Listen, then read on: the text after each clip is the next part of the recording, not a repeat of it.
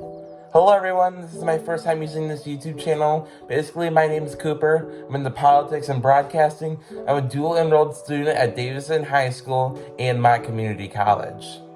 One of the classes I'm taking at Mott is Political Science 170, and I got some homework, but I want to make it a little bit more fun. Political scientist Larry Sabato has proposed that the US should hold a new constitutional convention. In his book, he outlines 23 constitutional changes that he believes should occur.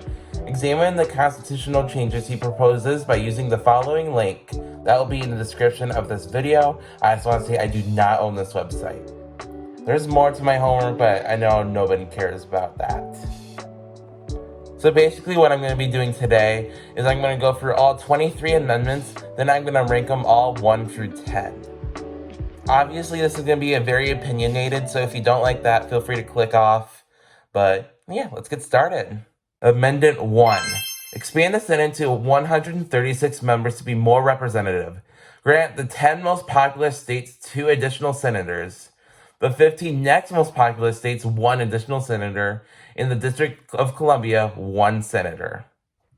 Well, personally, I am for DC statehood, so I love that last part. And I think the Senate does need to be more representative because personally feel like it is unfair that every single state has only 2. Well, California has 2. Montana only has 2 as well. I think that is completely unfair, and I actually really like this. I'm going to give this one a 9 out of 10. All right, number 2. Appoint all former presidents and vice presidents to the new office of National Senator. Okay, I don't think this one's as descriptive enough as it needs to be. Because vice presidents like Joe Biden might want to run for president. Are they going to can they be able to quit National Senator to run for president? This is very unclear. And what if we have a very bad president? Like, some people are going to consider Joe Biden a bad president. Some people are already consider Donald Trump as a bad president. Like, what do we do there? Now they're going to be stuck with them for a couple of years. What if someone's impeached? This one isn't as descriptive as it needs to be, but I think it's a fine concept. I'm going to give this one a 5 out of 10, personally. Number 3. Mandate nonpartisan redistricting for House elections to enhance electoral competition. I think that is a great idea. I think it definitely needs to be nonpartisan. I think it needs to absolutely be more fair. And maybe less for enhancing electoral competition, but more just making elections more fair. I'm going to give that one a 7 out of 10. Number 4. Lengthen House terms to 3 years from 2, and set Senate terms to coincide with all presidential elections, so the entire House and Senate would be elected at the same time as the president. I don't think that's very necessary. I'm actually I would be against making longer terms for House members unless they had term limits. But just that on its own, no, I don't really agree with. I'm going to give that one a 4 out of 10. Number 5. Expand the size of the House to approximately 1,000 members from the current 435, so House members can be closer to their constituents and to level the playing field in House elections. I don't think that's a bad idea at all. I think the House of Representatives is definitely not as representative as it could be, just like the Senate, but the Senate's a lot worse. I'm just curious. This is not a critique. I'm just curious, how are they going to fit the chamber? They're going to have to make a big chamber. But yeah, I agree with this. I'm going to give this a 9 out of 10. Number 6. This is it. Establish term limits in the House and Senate to restore the founder's principle of frequent rotation in office. I think this should be a bipartisan opinion, and I think that almost everyone in the country should agree with this. I think this should absolutely be passed as an amendment. 10 out of 10. Number 7, add a balanced budget amendment to encourage fiscal fairness to future generations. This is a little too blunt for me. No. 4 out of 10. Number 8, Create a continuity of government procedure to provide for replacement senators and congresspeople in the event of extensive deaths or this is a hard word. Incapacitation. Basically, you can't really do your job. I don't think this would be as much of a problem with term limits. And I think that's something that we definitely need. I don't think this is as big of a deal as that, but I mean, if we couldn't get that done, I think this wouldn't be that bad of an idea. 6 out of 10. So all of those were amendments that would affect Congress. These next 4 are gonna affect the presidency. All right, number 9. Establish a new 6-year, one-time presidential term with the option for the president to seek 2 additional years in an up-down referendum of the American people. What? Okay. No. I think that's a horrible idea because there's many times where we're going to be stuck with a president.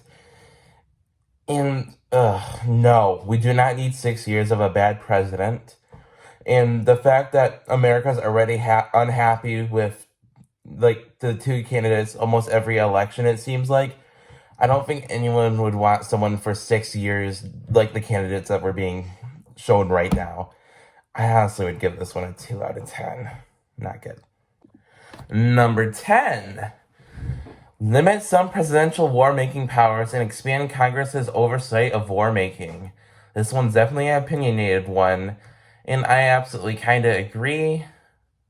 That makes no sense. I kind of agree in the way that not one person should control a whole military, and I know it's like the way less simple than that, but I mean, if we're able to make it so there's more people that are able to make these decisions, I'd actually be for it. I'd give this one a 7 out of 10.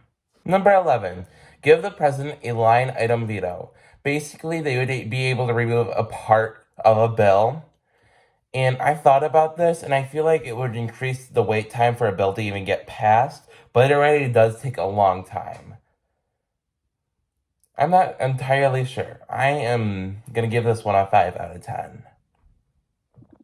Number 12. Allow men and women not born in the U.S. to run for president or vice president after having been a citizen for 20 years.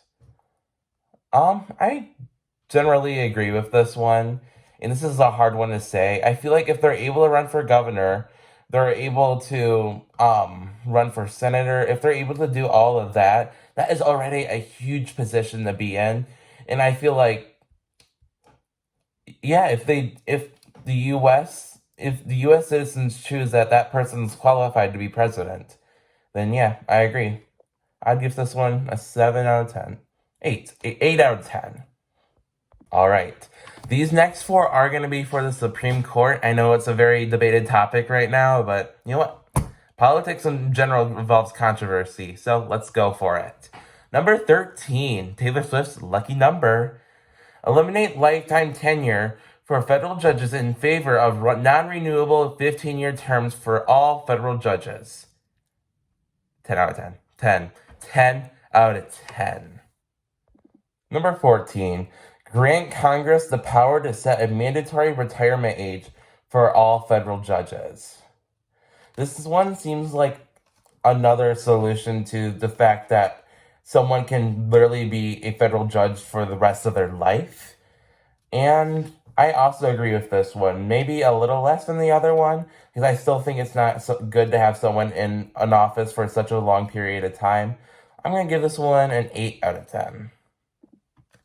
Number 15, expand the size of the Supreme Court from 9 to 12 to be more representative. Yes, absolutely, 10. No discussion. Number 16, give federal judges guaranteed cost of living increases so pay is never an issue. Well, I think they're already making a lot of money from the bribes they get in their decision making. So this one doesn't really concern me as much. So I'm going to give it a 4. Sorry, that one was a little petty, but let's just move on. And this is all going to be about politics, 17 through 21. So let's do it. Number 17, write a new constitutional article specifically for the politics of the American system. So what I think it's trying to say is just scrap the current Constitution, and I agree with it if we're able to bring some of the stuff from that Constitution to this one.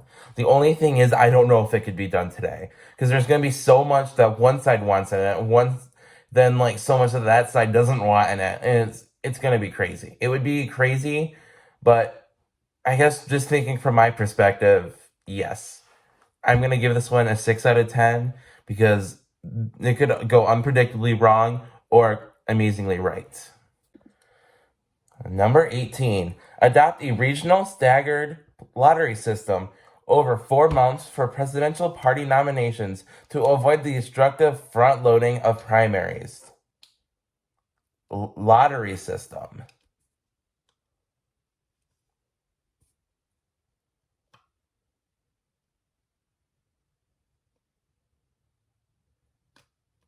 Like a one.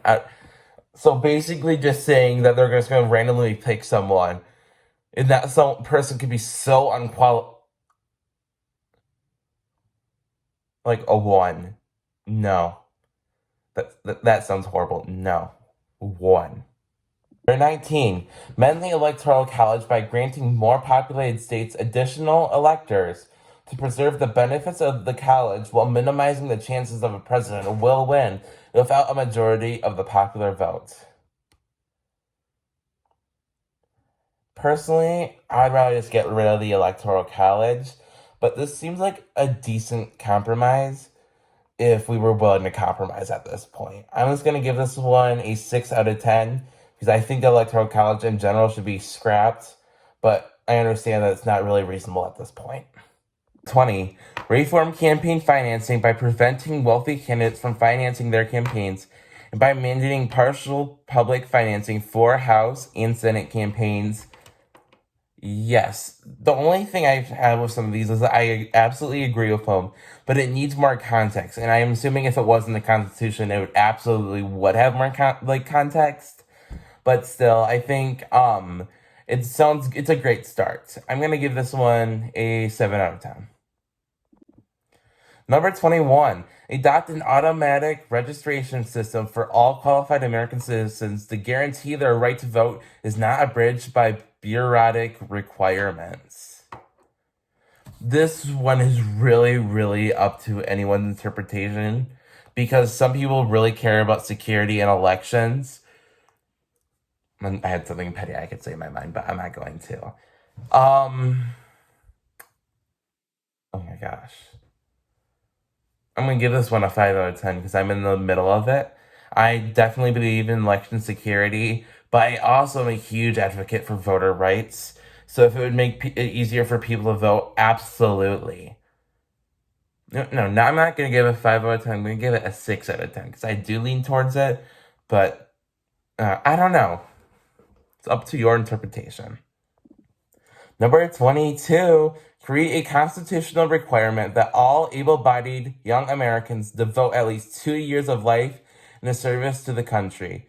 This one's away from politics and about universal national service, and I absolutely disagree with the draft in general. I'm gonna give this one a 2 out of 10 because I understand where someone would be coming from with it, but no, I still kind of disagree with it. But respect to the people that are in our services right now. And number 23, this one's going to be about the National Constitutional Convention. Convene a new constitutional convention using the state-based mechanism left to us by the framers in the current Constitution. So this, okay. Oh my gosh, who's this guy's name? Crap. Larry Sabato definitely does not like the current Constitution. I think just from all these points, it's pretty obvious. So this one's basically asking, do you want a new constitution and we would form it the same way it was years ago? I think that would be hard because we have a lot more states and a lot more say in what people want. And I don't think this could personally be done right now. I think it would have to be done differently instead of doing the same frame that they did with the current constitution. No, I kind of disagree with this one. I'm going to give this one a 3 out of 10.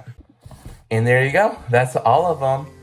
So basically, if I had to say which ones were my favorite and which ones were my least favorite, I would say that my favorite one would be that there would have to be term limits in the Senate and House. And that would be for the reason is I think almost everyone in the country would agree with that besides the people in the Senate and the House. I think that's a very bipartisan one and it would solve a lot of problems today. And for my least favorite ones, 18, I don't really know what they're going on about. Maybe I read it wrong, but like the fact that this person wants it, so like I understand where they're going at because it would bring more diversity in regions across like a state. For like, but I think it would go really badly because it could possibly have someone run that is genuinely not qualified for president or any other nominations at all. So I'm gonna have to disagree with that one. But yeah, thank you so much for watching. I'm hoping to create kind of similar content like this, maybe ones that are more fun. Good job for sticking around if you actually watch this whole thing. And yeah, thank you so much and have a great day.